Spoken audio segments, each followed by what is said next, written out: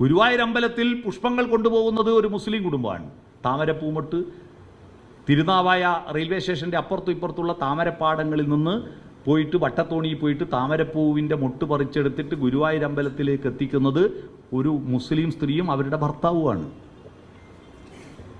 അവിടെ ആ പൂക്കളുടെ സൗന്ദര്യം എത്തിക്കുന്നതിൽ മതാതീതമായിരിക്കുന്നൊരു മാനവികതയുണ്ട്.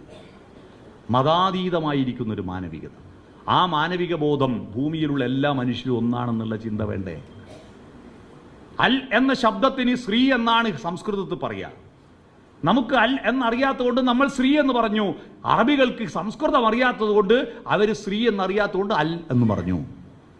ദൈവം എന്നതിന്, കൃഷ്ണൻ എന്നതിന്, രാമൻ എന്നതിന് ഇലാഹ് എന്ന് പറഞ്ഞു. നമ്മൾ ഇലാഹ് എന്നതിന് രാമനെന്നും കൃഷ്ണനെന്നും പറഞ്ഞു. അൽ ഇലാഹ് എന്ന് പറഞ്ഞാൽ ശ്രീ കൃഷ്ണൻ എന്ന് പറയുന്നതിന് തുല്യമാണെന്ന് അറിയുമ്പോൾ ഈ ഡിക്ഷണറി വന്നിട്ട് ഇതിൻ്റെ അർത്ഥം വരെ പഠിക്കുന്നില്ല. പറയണ്ടേ?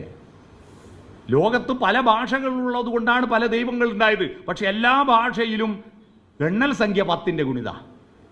അല്ലേ?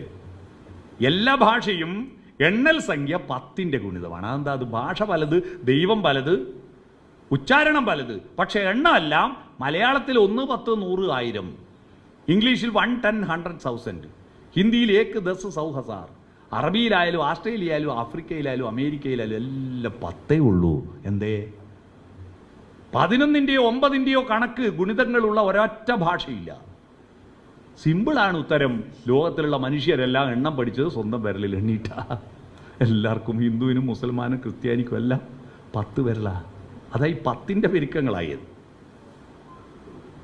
എല്ലാത്തിനും 2 കണ്ണാ, എല്ലാത്തിനും 2 ചെവിയാ. പലയിടങ്ങളിൽ നിന്ന് ദൈവം സൃഷ്ടിക്കുമ്പോൾ എന്തെങ്കിലും ഒരു വ്യത്യാസം വരൂലേ? മൂക്കിന് ഒരു 3 ഓട്ട വെച്ച ഏതെങ്കിലും ദൈവമുണ്ടോ? എല്ലാത്തിനും 2 ദ്വാരമാണ്. എങ്ങനെ യഹോവ യഹൂദന്മാരെ സൃഷ്ടിച്ചതിൻ്റെ സോഫ്റ്റ്വെയർ ബ്രഹ്മാവിന് വാട്സപ്പിൽ അയച്ചു കൊടുത്തിട്ട് അയാൾ ഡൗൺലോഡ് ചെയ്തിട്ടാണോ ഹിന്ദുക്കളെ ഉണ്ടാക്കിയത്? എന്നിട്ട് അത് ഇൻസ്റ്റഗ്രാം പോസ്റ്റ് ചെയ്ത കണ്ടിട്ട് കർത്താവ് എടുത്തിട്ട് ക്രിസ്ത്യാനികളെ ഉണ്ടാക്കി. എന്നിട്ട് മെസ്സഞ്ചറിൽ അന്ന് കർത്താവും അള്ളാഹുവും അടുപ്പത്തിലായിരുന്നു. ഇപ്പം തെറ്റിയത്. കർത്താവും അള്ളാഹു ഭയങ്കര അടുപ്പക്കാരായിരുന്നു പണ്ട്. കാരണം അബ്രഹാമും ഇബ്രാഹിമും ഒരാളാ. ഇസ്മായിലും അബ്രഹാമിൻ്റെ ഇസ്മായിലും, അല്ലേ? ഇസ്മായിൽ എന്ന് പറയില്ല, അബ്രഹാം പുത്രനാ. ഇസ്ഹാക്ക് ഒന്ന് തന്നെയാ.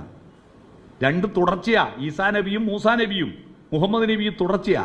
ഇപ്പം അടുത്ത് ഭയങ്കര ശത്രുക്കളായി.